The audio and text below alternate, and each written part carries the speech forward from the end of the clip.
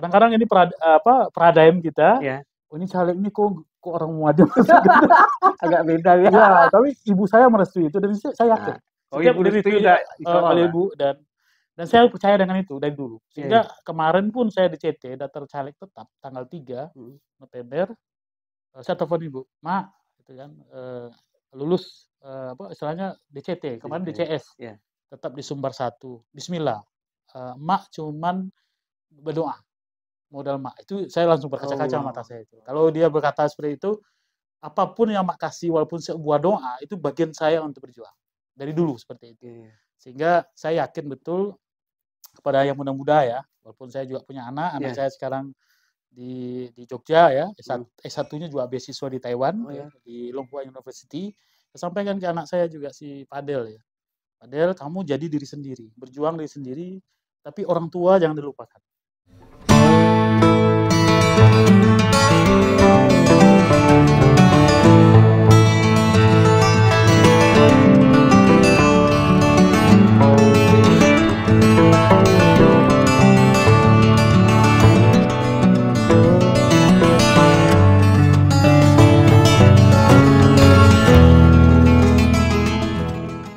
Assalamualaikum warahmatullahi wabarakatuh, Sobat Riomek.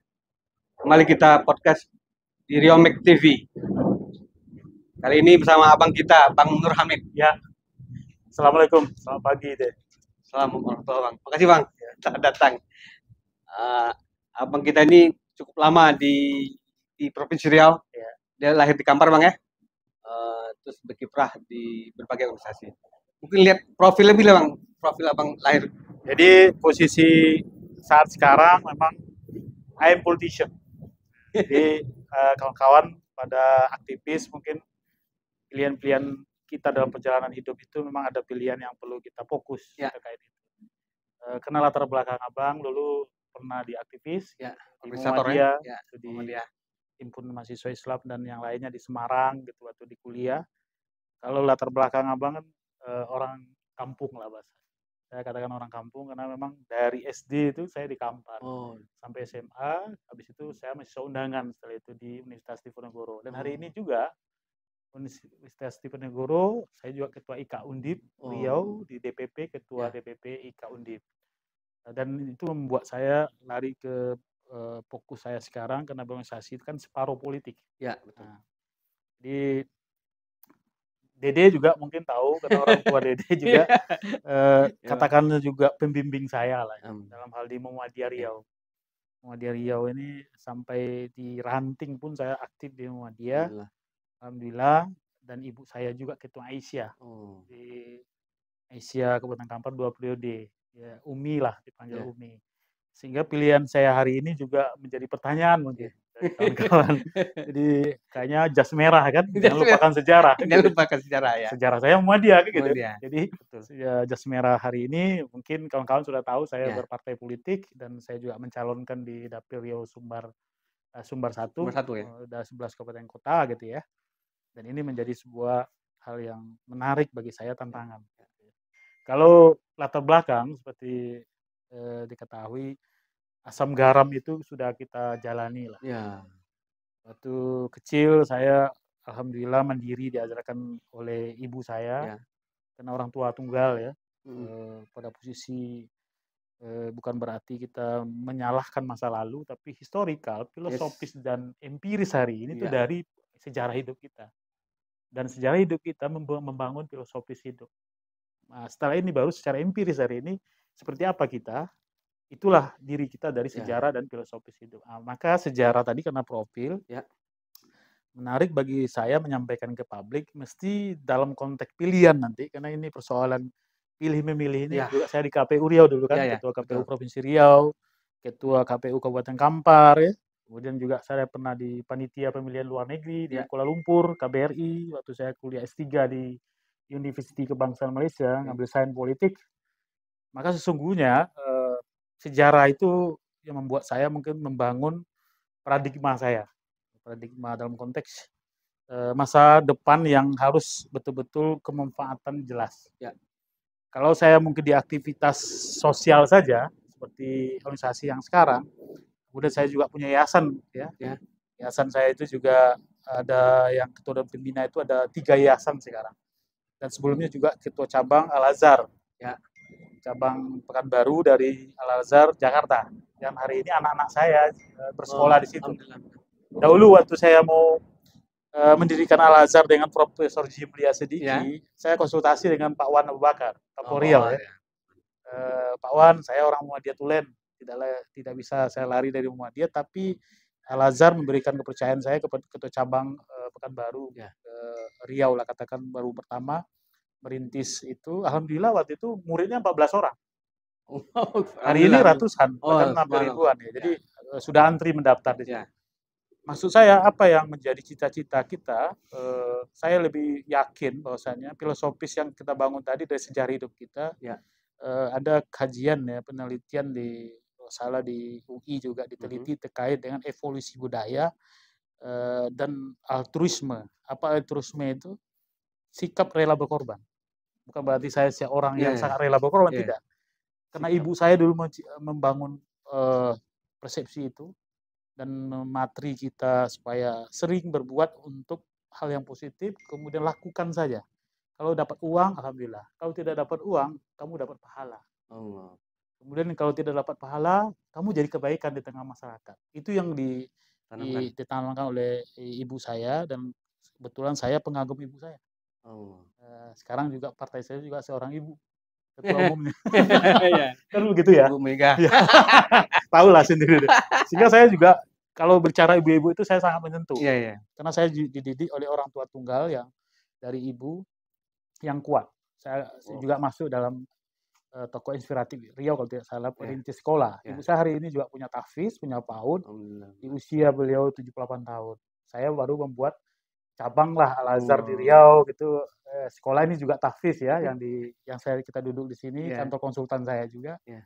Tapi saya meyakini betul ketika kita ada niat baik terkait dengan hal yang positif, maka energi semesta akan mendukung kita. Ya Allah SWT. Saya kira itu yang paling yang dipatri oleh ibu dari kecil. Dan hari ini pun saya jadi caleg ya, katakan caleg DPR ini kan, apalagi dapil Sumbar 1 itu berat kata kawan-kawan. Saya tidak menganggap ini menjadi sebuah tantangan saya. Karena niat saya bukan jadi tidak jadi. Saya berbuat atau tidak berbuat. Nah, hari ini saya berbuat dalam konteks pola berpikir di bidang pengelola pendidikan secara praktis, kemudian juga jadi pengajar di pendidikan. Saya juga guru dosen di Pascasarjana di Universitas Islam di bidang kebijakan publik gitu ya. Walaupun sebenarnya itu juga tidak terlalu saya dalami seorang pengajar, tapi saya seorang praktisi di bidang pendidikan. Saya meyakini betul bagaimana daya saing itu walaupun kita miskin ya, tapi kalau kita upaya kita dalam kanal-kanal pendidikan, maka perubahan sosial kita, kemudian tingkatan kita bergeser pada tingkatan yang diaktualisasi. Jadi itu mungkin deh. Jadi abang tidak muluk-muluk nih, menang kalah tuh nanti. Selalu seperti itu. Dulu KPU Riau, sulit kata kawan-kawan jadi ketua KPU Riau dari kabupaten kota, karena saya ketua KPU Kabupaten Kampar itu kan di usia muda, 28 tahun kalau tidak salah. Langsung jadi ketua KPU, terus kepala daerah waktu bicara kan, Nurhamin nih pakai jas pulang katanya. Gitu, bergaya gitu ya. Rupanya bukan gaya sebenarnya. Apa yang kita buat? Akhirnya prestasi KPU Kampar menjadikan pilihan waktu itu oleh almarhum Pak Sofian Samad ya. Saya ingat waktu itu almarhum juga di KPU kota gitu ya, menyarankan saya, Nurhamin kamu kuliah S2. Saya S1 saya peternakan. Universitas Diponegoro. S2 saya Hukum Tata Negara di Universitas Islam Riau. S3 saya Sains Politik Universitas Kebangsaan Malaysia. Sains Politik di UKM itu dosen-dosen yang dapat beasiswa. Abang berangkat ke Malaysia itu pakai niat tadi. Karena itu ibu bilang, kamu setelah naik haji ya, 2004 saya naik haji, kamu berangkat aja ke Malaysia kuliah, karena ada soalan di Kampar waktu itu, saya diperiksa. Karena ada logistik yang katakanlah dicetak lebih, itu menjadi soalan. Sampai saya diperiksa, di depan jaksa saya sampaikan, saya nggak takut sama Allah. Sehingga saya sampaikan, kalau saya masuk sekarang. Kalau tidak masuk, saya nggak salah, jangan saya dizolimi. Kayaknya ketika itu ibu saya menyarankan, kamu kuliah aja lah, S3. Ini restu ibu kan? Restu ibu. Dan ini juga restu ibu untuk caleg. Alhamdulillah. Kadang-kadang ini peradaban kita. Oh, ini caleg ini kok orang Muhammadiyah agak beda ya. Ya, tapi ibu saya merestui itu dan saya yakin. Ibu merestui udah oleh ibu dan saya percaya dengan itu dari dulu. Sehingga kemarin pun saya di CT daftar caleg tetap tanggal 3 November. Saya telepon ibu, "Mak," gitu kan, lulus istilahnya DCT, kemarin DCS. Tetap di Sumbar 1. Bismillah. Mak cuman berdoa. Modal mak. Itu saya langsung berkaca-kaca mata saya itu. Kalau dia berkata seperti itu, apapun yang mak kasih walaupun sebuah doa, itu bagian saya untuk berjuang. Dari dulu seperti itu. Sehingga saya yakin betul kepada yang muda-muda ya, walaupun saya juga punya anak saya sekarang di Jogja ya, S1-nya juga beasiswa di Taiwan, di Longhua University. Saya sampaikan ke anak saya juga si Padel ya. Padel, kamu jadi diri sendiri, berjuang diri sendiri, tapi orang tua jangan dilupakan. Bukan ayah, tapi ibu kamu. Saya suruh ke ibunya. Karena ibu itu menurut saya, karena ini juga di Sumber 1 kan matriarki ya. Matrilinear teorinya. Jadi bundo kandung. Nanti kan saya juga dapet situ. Saya juga mengagumi kekuatan seorang ibu. Dan itu di Al-Quran disampaikan, ibumu 3 kali. Baru ayah setelah itu. Jadi poin yang saya ambil garis lurus ketika saya kecil sampai filosofi hari ini, tentang keibuan ini saya sangat respect sekali dan saya juga concern terkait dengan apa yang diarahkan oleh orang tua kita, terutama ibu kita. Nah, saya di situ mungkin poinnya mungkin. Walaupun yang ayah itu juga mengatakan itu bagian yang penting juga, tapi saya yakin karena ini ada bersandi sara, sandi kitabullah, kemudian juga sukunya kalau di Kampar sama Sumbar tuh agak mirip, itu ke ibu. Sehingga saya yakin ada filosofis yang kuat di situ untuk mendidik kita sebagai seorang yang berjuang untuk keluarga. Seperti itu mungkin poinnya. Sehingga hari ini abang masuk caleg pun kawan-kawan kaget. Kenapa abang kok nekat gitu kan? Tapi ibu saya merestui dan waktu saya dipanggil oleh DPP untuk menyiapkan berkas, itu saya lapor ke mak saya dulu. Mak, saya ada nih panggilan untuk caleg. Saya nggak bayar apa-apa. Saya daftar caleg ini daftar yang online, dan itu resmi. Dan hari terakhir, Ketua KPU juga seperti itu dulu. Ini nggak tahu nih apakah garis tangan saya seorang politician. I am politician no kan gitu. Jadi posisi saya hari ini saya seorang politician harus siap dengan itu. Saya Bismillah. Jadi ibu saya Bismillah mau hari raya atau tidak salah itu bulan puasa. Saya dikasih oleh DPP untuk menyiapkan berkas. Saya lapor. Waktu hari raya itu karena hari raya Muhammadiyah waktu duluan dari pemerintah, ibu saya mengajak kepada teman-temannya di Bangkinang waktu itu, mengenalkan, karena saya waktu itu Rio 2. Rio 2 waktu awal. Tapi saya menerima, ini kan partai kita sangat menilai kadernya itu di mana yang paling cocok. Sehingga saya sekarang di Sumbar 1 pun saya terima, karena saya juga niatnya untuk dianalisa. Karena potensi saya mungkin di situ, karena juga Kampar sama Sumbar secara budaya politik lokalnya agak mirip. Jadi akhirnya ibu saya datang ke Bangkinang itu jadi semangat saya serius itu. Sampai berapa bulan ya, dari sebelum DCT yang tanggal 3 November kemarin, ibu saya selalu konsentrasi, dan ada godaan juga deh. Dari partai lain, saya nggak sebutkan. Untuk saya pindah ke Rio 2, saya tidak terima, karena ibu saya bilang, kamu di situ saja, itu takdir kamu. Dan insya Allah Bismillah. Anda lalah kemarin juga dari kawan-kawan di ITM, di Sumbar sudah nelpon. Jadi gimana Bang, ada yang dari kawan-kawan aktivis, dari Jakarta, Abang maju di Sumbar 2, Sumbar 1 ya maksudnya, Sumbar 1. Iya, oke kita sama-sama Bang, insya Allah. Jadi saya kuliah di Jawa ya, di Semarang, karena Semarang juga pusatnya Banteng gitu.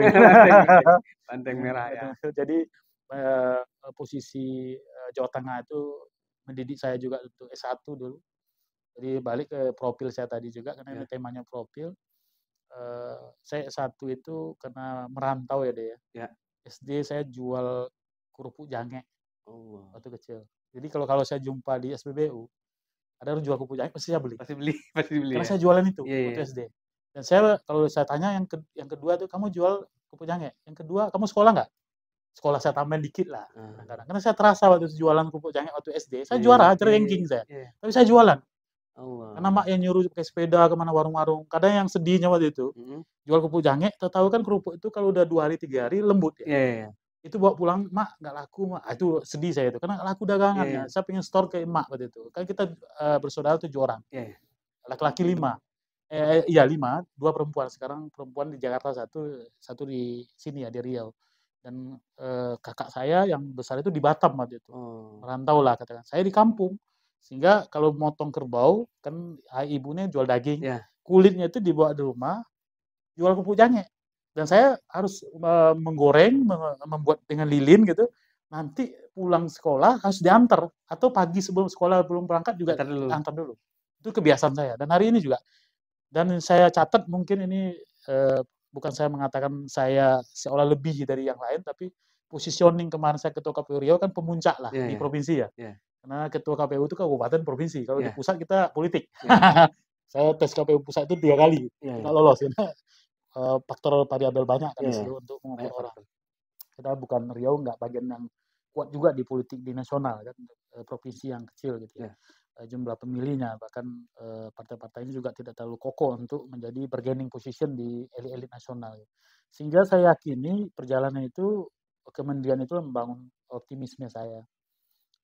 SMP saya jualan rombengan. Rombengan itu tahu nggak rombengan? Pakaian bekas. Pakaian rombengan. Pakaian bekas itu di pasar tuh. Sambil saya cari uang tambahan gitu. Tapi saya tetap juara 2 itu. Jadi dari SD saya juara 2, juara 1 jarang. Juara 3, juara 2 itu di sekolah. Ini kita cerita profil karena ini masa lalu ya. Supaya nanti gimana sih kita sekolah apa karena miskin nggak bisa sekolah, itu nggak bisa. Jangan jawab dengan miskinnya gitu. Jawab dengan kemauan. Jadi ketika SMP itu saya ingat sekali, saya sekolah, jual rombeng, dan sekarang yang jadi mertua saya sampaikan juga tuh di pabrik. Itu waktu saya jualan di depan rumah makan, mertua saya itu punya rumah makan, belum jadi mertua ya, karena saya masih SMP kelas 1 itu.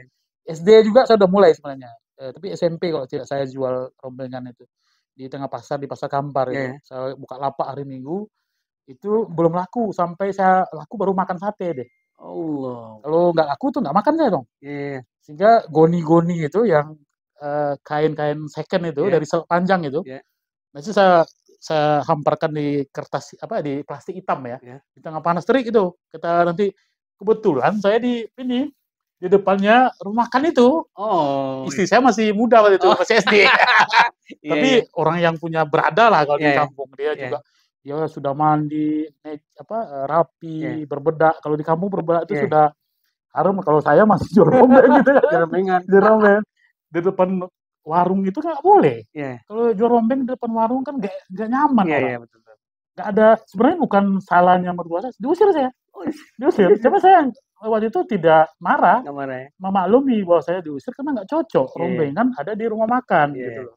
Sehingga waktu saya nikah, saya ceritakan itu sama istri saya.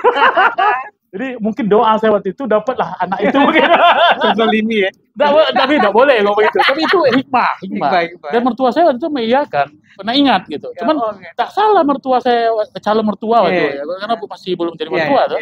Saya cerita itu hanya benang doa waktu kita dalam berjuang itu didengarkan oleh Allah SWT. Saya yakin. Tapi waktu itu saya doanya positif, tidak memarahi. Mudah-mudahan saya jadi orang dekat beliau. Bukan, saya nggak terpikir juga jadi menantu gitu. Ya, itu menjadi sejarah yang saya alami ya. Tekanan-tekanan kayak seperti itu biasa bagi abang. Apalagi sekarang caleg sekarang, tekanannya lawannya logistiknya banyak. Gitu. Orang terkenal itu biasa. Abang selalu bermain di areal itu sehingga abang punya tantangan. Semakin tantangan itu berat, abang semakin nyaman di situ untuk mencari cara supaya abang cantolannya ada. Seperti pengurus DPP Undip. Ketua harian sekarang nggak banyak. Kawan-kawan ada di komisaris BUMN di sana, ada selevel menteri di sana, dirjen. Abang cuma dari Riau kan. Yang kita sering dapat, dan itu dapat transfer knowledge. Kemarin abang juga ada acara nih. Landing kan baru pagi ini di Jakarta. Acara malam itu dengan Ikatan Notaris juga berbagai kalangan di Jakarta. Alhamdulillah abang punya posisi dihargai oleh kawan-kawan, walaupun abang dari daerah juga lah, dari Riau. Tapi kan baru mulai ke organisasi nasional hari ini. Maksud saya, apapun yang kita lakukan menurut saya, keyakinan kita dulu lah. Ideologi menurut saya. Ideologi itu sederhana kan. Ide yang mendasari seseorang, yang membuat yakin dia mencapai tujuan hidup. Itu definisi yang saya ambil dari beberapa literasi ya. Sehingga kita punya ideologi sekarang partai saya nasionalis gitu ya, bisa saja kita nasionalis itu dasarnya Pancasila, berarti sila pertama menjadi landasan ideologi. Ya, sehingga saya yakin betul ketika ada salam Pancasila, itu udah include dengan agama di situ deh. Tapi orang memaknai mungkin berbeda karena baju kami berbeda dengan baju lain, tapi saya memaknai itu sangat fundamental norm sekali. Kan sila pertama kan? Yes, jadi baru kita masuk ke setelah ketuhanan baru masuk ke kemanusiaan, baru masuk ke persatuan, baru masuk ke musyawarah, terakhir kelima berarti kesejahteraan, keadilan sosial ya bagi seluruh rakyat Indonesia. Itulah inti-inti dari fundamental norm kalau dalam hierarki hukum ya, sehingga baru konstitusi, baru undang-undang organik, baru peraturan pemerintah, baru peraturan yang di daerah kan gitu tuh hierarkinya, international itu. Di positioningnya hari ini Indonesia sudah punya ideologi yang bagus.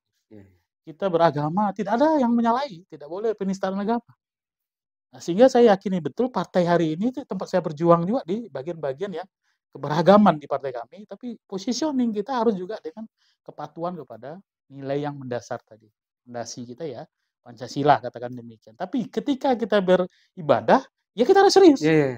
Saya sampai hari ini kawan-kawan ya tetap sholat 5 waktu. Habisnya saya Muslim gitu ya.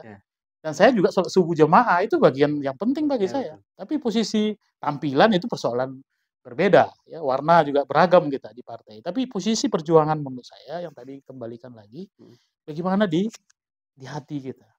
Jadi teori konsentris itu saya ajarkan mahasiswa S2 saya dulu, ideologi itu konsentris.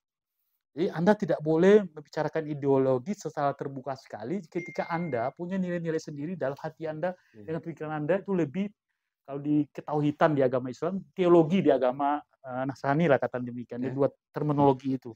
Dan kita relasi antara individu dengan Tuhan itulah yang bisa menjawab bagaimana kita menuju tujuan tadi. Bang, ini kan dapilnya Sumatera Barat nih. Iya. Gimana kayaknya kan agak kurang merah kan? Itu pertanyaan bagus. Menyingkapinya itu. Ya, Dede juga memahami juga Riau dengan Sumatera Barat tentang perbedaan itu. Saya juga peneliti terkait dengan survei persepsi publik terhadap preferensi pemilih. Karena mantan KPU, habis itu KPU saya buka konsultan survei di Pilkada maupun di Pilpres seperti itu. Jadi instrumen yang paling baik untuk pendekatan di daerah Riau, khususnya di Kampar, mungkin nanti Sumbar juga agak mirip budaya politik lokalnya, adat. Adat. Kemudian juga agama. Pendekatan tokoh agama gitu, kemudian baru tokoh-tokoh lokal lainnya. Dan itu signifikan menurut persepsi publik. Sehingga saya ke depan mungkin akan mempunyai relasi yang kuat dengan dua tokoh itu, sehingga persepsi yang negatif itu bisa kita artikulasikan dengan baik. Dan saya juga seorang yang penggiat dalam aktivitas pendidikan agama. Walaupun saya sebenarnya bukan lahir dari pondok pesantren. Karena Al-Azhar kan berbasis sekolah Islam terpadu, walaupun sekarang saya nggak ketua lagi di situ. Saya udah mundur waktu itu karena KPU tidak boleh double rangkap jabatan. Saya mundur jadi ketua cabang, tapi tetap saya berusaha untuk buat tahfiz kan gitu, buat pondok, sekolah di Rumbai juga dengan kawan-kawan, di Ibu juga buat sekolah di Kampar gitu ya. Saya yakini betul tidak ada sekat bagi kita untuk melakukan amal kebaikan, walaupun di partai manapun. Jadi itu yang posisi saya akan saya jelaskan sejelas-jelasnya. Karena tadi katakan Prof. Miftah Toha itu, ideologi itu konsentris.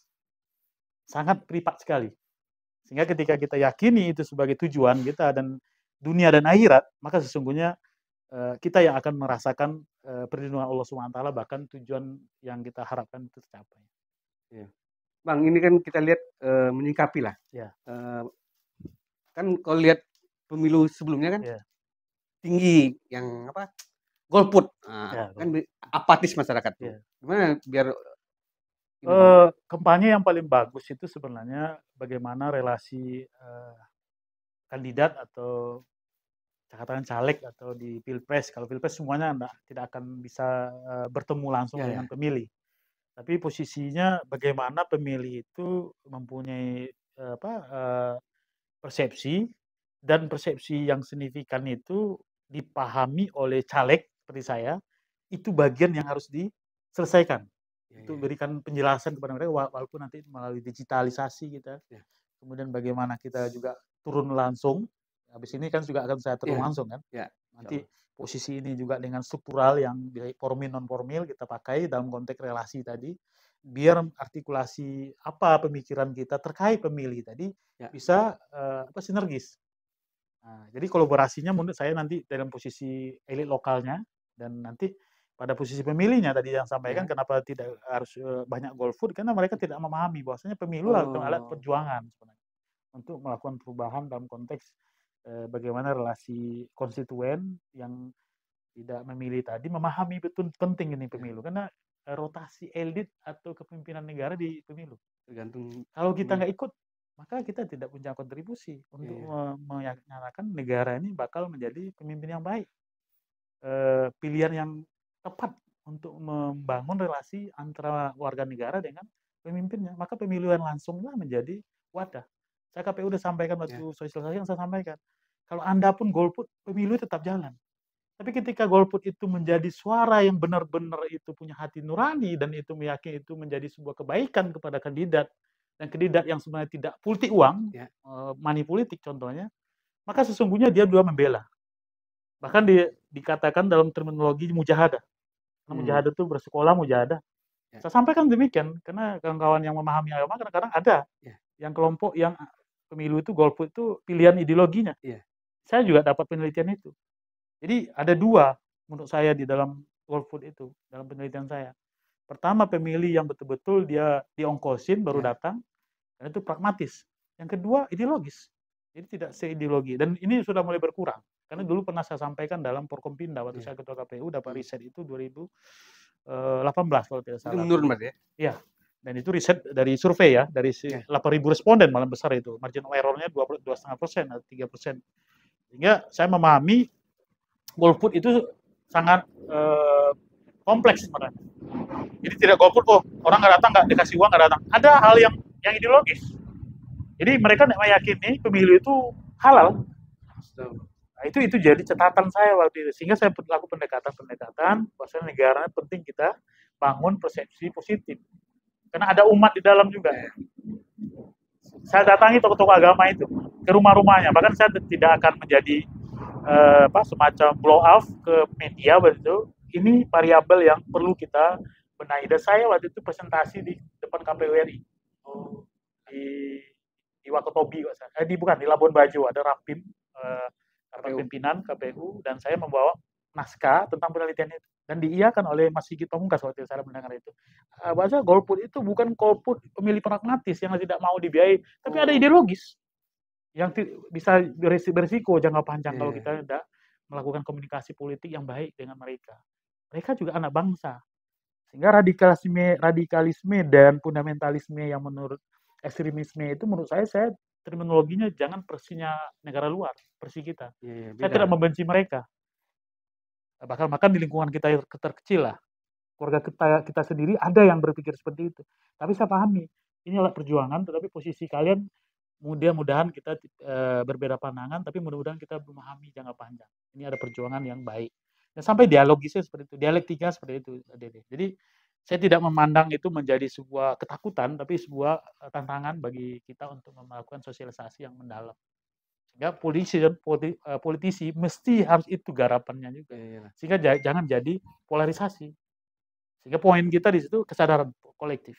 Sehingga saya bangun politik gotong royong itu kesadaran kolektif.